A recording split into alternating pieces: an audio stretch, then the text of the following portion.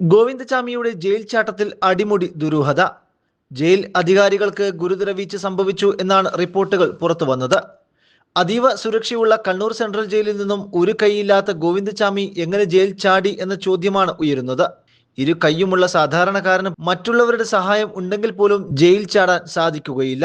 അത്രയും ഉയരമുള്ള ജയിൽ മതിൽ ഗോവിന്ദചാമി എങ്ങനെ ചാടിക്കടന്നു എന്നുള്ള ചോദ്യമാണ് ഉയരുന്നത്. കൊടും ക്രിമിനലിന് സഹായം നൽകിയവർ ആരൊക്കെയെന്നതും അന്വേഷിക്കുകയാണ്. സഹ തടവുകാരിൽ നിന്നും ജയിൽ ജീവനക്കാരിൽ നിന്നും സഹായം ലഭിച്ചിരിക്കാം എന്നാണ് നിഗമനം.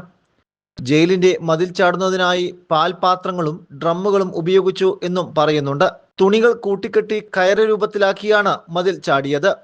പുലർച്ചെ 4 മണിയോടെയാണ് ജയിൽ ചാട്ടം നടന്നത്. എന്നാൽ രാവിലത്തെ പരിശോധനയിൽ തടവുകാരെല്ലാം അഴിക്കുള്ളിൽ തന്നെ ഉണ്ടെന്ന് മേലുദ്യോഗസ്ഥർക്ക് റിപ്പോർട്ട് നൽകിയതിലും വീഴ്ചയുണ്ട്. ഗാർഡ് ഓഫീസർക്ക് ലഭിച്ച റിപ്പോർട്ട് സെല്ലുകൾ പരിശോധിക്കാതെ നൽകിയതാണെന്നും വ്യക്തമായിട്ടുണ്ട്.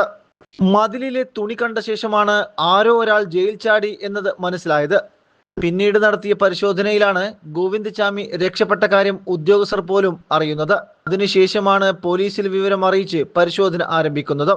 മണിക്കൂറുകൾക്കുള്ളിൽ ഗോവിന്ദചാമിയെ പിടികൂടാനായതിലാണ് നേരിയ ആശ്വാസം.